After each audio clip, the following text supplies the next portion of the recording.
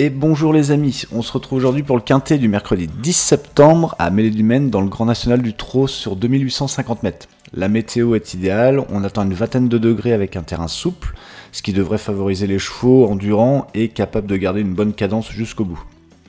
Après avoir étudié les musiques, les jockeys, les conditions de course, j'ai choisi pour ce pronostic analyste de placer le 10 Hubble du Vivier en tête de mon prono. C'est un cheval qui a beaucoup de classe, il sait encaisser les parcours exigeants et je pense qu'il peut vraiment faire la différence dans les derniers mètres. Juste derrière, je mets le 7 Indy de Gir qui reste une base solide et fiable.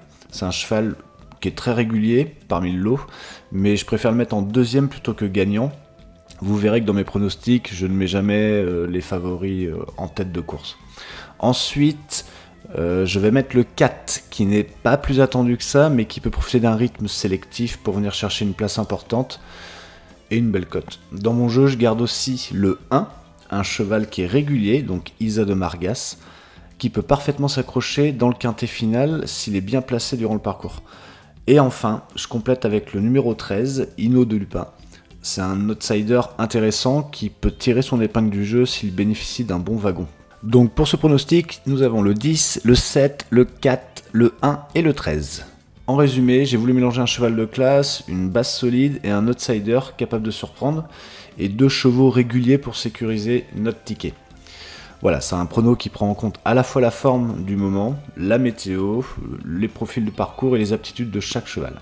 On passe à notre deuxième pronostic. Donc c'est le pronostic statistique. Donc je vous le rappelle, c'est un pronostic, c'est un mélange de deux méthodes avec la méthode des tranches et la méthode pair-impair.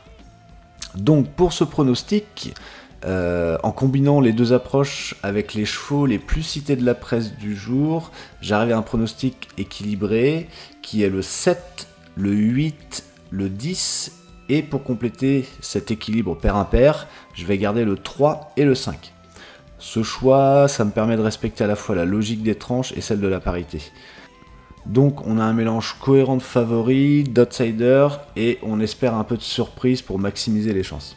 Donc ces pronostics sont uniquement mon analyse personnelle, hein. Je ne suis en aucun cas responsable de vos choix de jeu, jouez toujours avec prudence et à titre de divertissement. Je vous souhaite un bon quintet et de très bonnes chances, à bientôt.